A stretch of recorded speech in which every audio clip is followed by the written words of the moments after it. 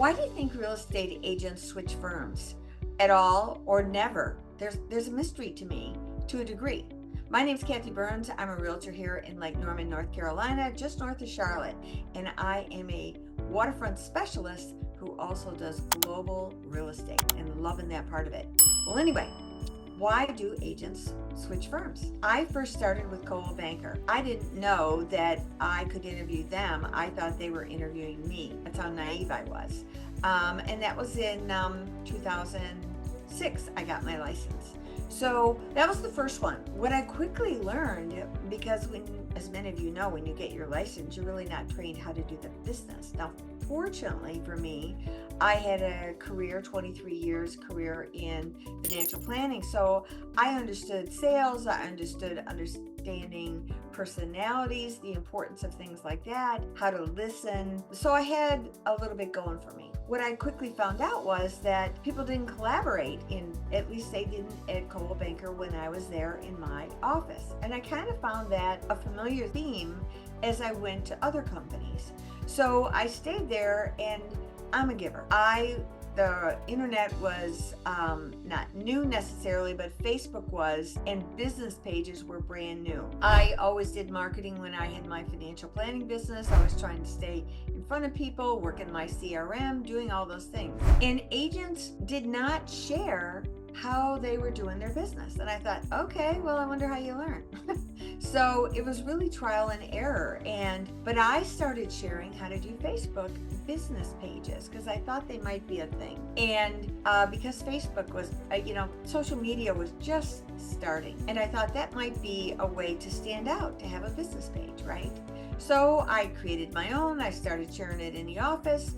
Before I knew it, I had a bunch of people wanting me to do it. I literally went to the local college and said, listen, I want to teach a class on how to do a business page for Facebook. I don't care what firm they're with, whatever. I just want to get paid for my time.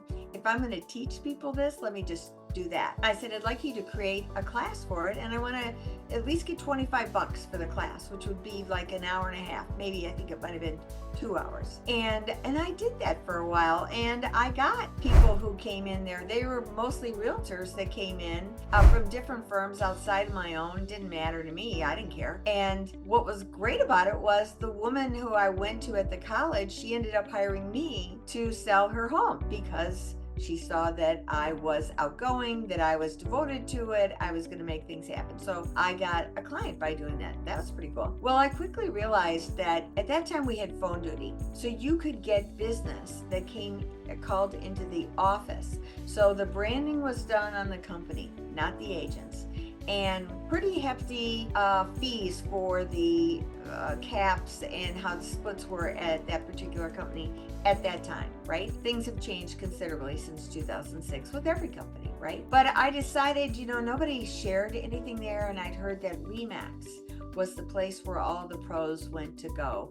And I thought, okay, I'm going to go over there, which I did. And I ended up staying there 7 years, which was great for me. I ended up having a partner there. The market crashed while I was there, and I didn't find much more collaboration with the exception of the owner. She offered a class on how to really excel at expireds, and that consisted of knocking on doors. And I thought, ooh, that's scary to me.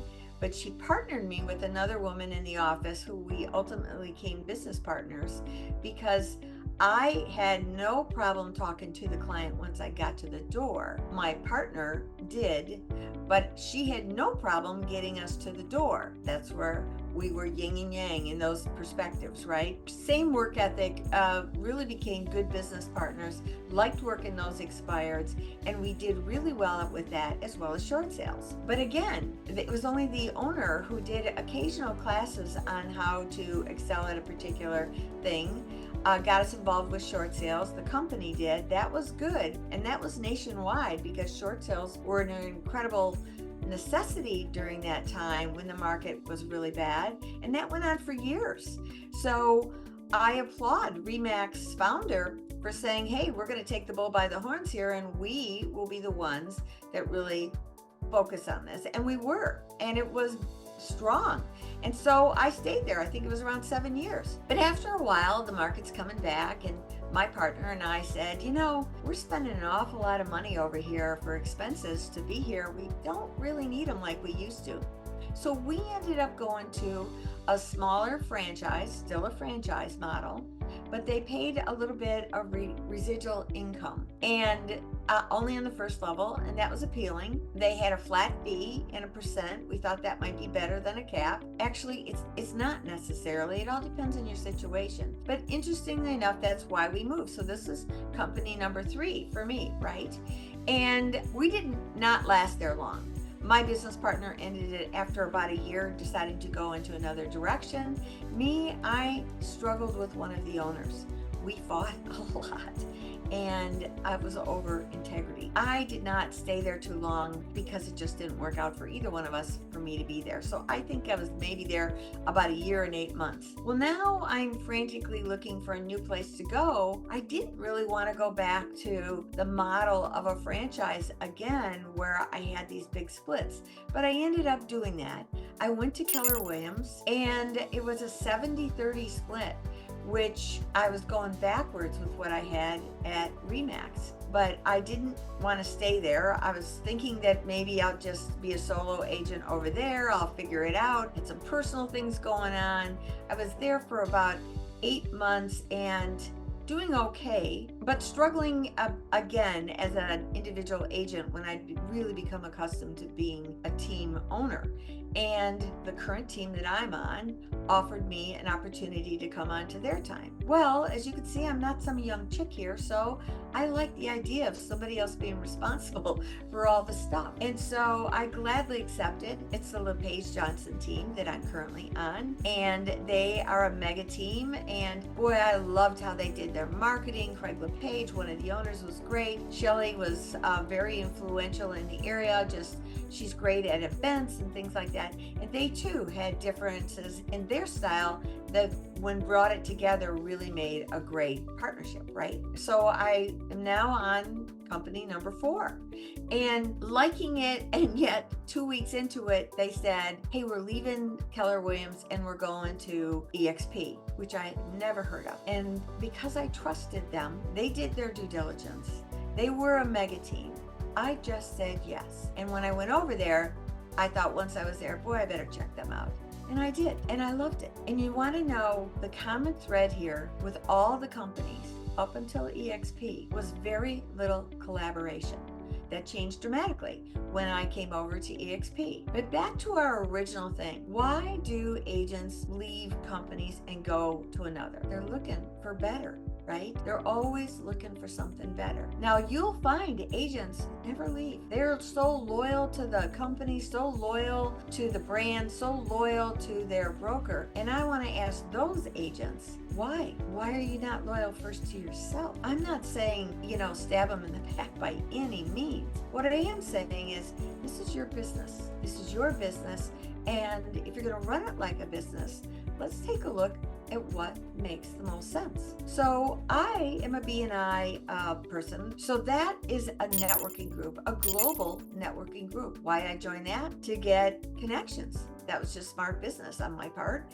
And I've been in there since 2008. Big move for me. Brought me hundreds of thousands of dollars in commission. I gave out hundreds of thousands of dollars in referrals, right? So that was me having to go outside my company to get things. I still do it. Now, back to EXP. Why did I stay with it? Why have I continued to stay with it for over 7 years now? Because it had collaboration. The collaboration here is unprecedented. Why? Why do agents collaborate here at EXP? Because we are all owners of the company. How are you owners? Because it's publicly traded and you're awarded stock. If you when you do your first transaction, you're awarded stock if you bring people over. You are awarded revenue share if you tell people about the company and they come over and start doing business. You make a piece of what the company is taking in as far as their splits. So what has that meant to you, Kathy? It's been life-changing. Are you planning on leaving? No way, because of so many things. I'm here to stay. I am a diehard EXP Realty loyalist. You were just talking about Why are you so loyal to a company, Kathy? That's because they give to me. It's the most agent-centric company I have ever experienced, ever. One like it that I've ever even heard of. So what does it all offer me? Well, I remember I said I was with BNI. Well, I was making my summary slides for my presentation, my 10-minute presentation about what I'm doing now. What am I doing? I've become a recruiter for BNI. Why? Because they pay me and I only do what I believe in. I really believe in this company. It's changed my life financially and personally. It's helped me grow on levels I never thought I could do. It's given me time, freedom to travel all over the world. It's given me the opportunity to meet people of empowerment all over the world. It's taught me how to grow my business like I never imagined, especially globally. I'm going to just touch on that global thing. Why would I come over to EXP? For one reason, it's the global opportunities. In the past 2 months, I've helped a referral situation from an agent in Kentucky who had an investor to a company in Portugal where the budget was approximately $35 million to buy a hotel over there. However, when we were on the Zoom call, the investor said, what I'd really like to have is a castle in France. I said, we can do that. Let me find it. And I did. I found him a castle in France.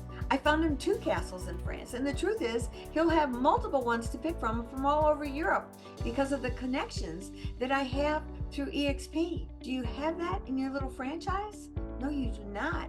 Even if your franchise says it's global, which it is, they are still little pot businesses all around the world. They are not one seamless company that has systems, opportunities, connections to global agents like you never saw in your life. And just last week, I did a connection for a client in Spain who wanted an equestrian estate in Portugal, and his budget was $2.5 million. How do you like those outgoing referrals? So what if you had systems for outgoing global luxury referrals? I'm going to be teaching that. You ready? Let me know if you're interested in that because I'm teaching. I don't care what company you're with. It's irrelevant. It's the easiest through EXP, but I have systems outside of EXP that I can teach you as well. So that's one of the things. Now, when I was getting ready for my BNI presentation, I said, let me see how much money EXP's given me in revenue for sharing this company with other agents who shared it with other agents. And I have been here 7 years. I came over July 2017. I started adding up all the different commissions, not commissions, the commissions are separate, the revenue share. And that revenue share is paid out of the split. Almost every company that does splits, that amount goes to the company and it's a certain period of time. Some are indefinite. Ours is a certain cap level that we have to attain. So the amount of the money that an agent is paying to EXP, that's their part, they are giving back to the agents like me who said, hey, let me tell other agents about this because it's so incredible. They are giving me back a percent. It's a formula, it's complicated. We can go into it. If you want to know, I'll be happy to share it. However, what did that up to? It's over $250,000 in the past 7 years. You say, that's a lot of money. But when you break it down over 7 years, it's not that much. Isn't it? What's your company giving you for telling them about it? Is it a gift card? Is it a thank you? Are they making money? And I'm not knocking them for this, but are they making money because you brought different agents over to your firm? Yes, they are. What EXP's founder, Glenn Sanford, said is, if you'll help me build this company, I will give back 50% of all the revenue off the top, not the profits, off the top to the agents that help me grow. Now, you think I'm leaving this company when you're going to do things like that for me? And that's just one of so many things. I'm telling you, agents are shifting companies because they're looking for something better. Me, I landed on the best. If you want to know more about it, I hope you'll reach out to me and tell me that you want to know more. If you said, oh, I know EXP, they're just a bunch of recruiters, I'm gladly say I'm a recruiter because it's so marvelous over here. And there isn't a day, it seems like, that they're not doing something better to level it up. And yes, there are other companies that have seen the revolution that EXP has done and are trying to copy the model with their flavor on it. They've got so far to come to catch up. You can be on that bandwagon if you want. Go for it. Check them out. But if you are in this business of real estate, this is your career path, and you have not taken a deep dive into what this one offers, you are missing out. Because if you read posts that are happening out there, follow me, you'll see them. Major players are coming over in massive amounts. The latest one was over 400 agents just came over. Why? Because it not only offers that team guy, the head, the company owner, a ton of benefits, everyone that's under their organization, they too can level up. They could even surpass what that owner does because of the design of it. It's not whoever came in first that wins. It's whoever comes in and shares it wins. Shares it ethically, shares the knowledge, shares that. Because there's a code of ethics here that we follow. Are you going to have some jerks? Of course. What company doesn't? What family doesn't? We have some, and hopefully they'll leave. But don't let that stop you. Man, this is good over here. I feel like I just blessed you in this little video by sharing this with you. If you decide to have a conversation with me and really dive in deep and see what it's all about, and you say, yeah, this could work for me. You got to be a business builder. It's not for the faint of heart. This is for someone who really wants to build a business. The market's not for the faint of heart. This is hustle. This is hustle, people. And all the tools are here. Matter of fact, there's so many tools, you really have to sit down and figure out which category do I want to go in. We'll help you. Everybody helps here. Everybody helps here. That's the difference. And it's awesome. So if you like stuff like this, please subscribe below. Share this. And if somebody's talked to you about EXP, and you didn't listen to them, and they're really gung-ho on it, go back to them, talk about it, dive deep, and see if this is not for you.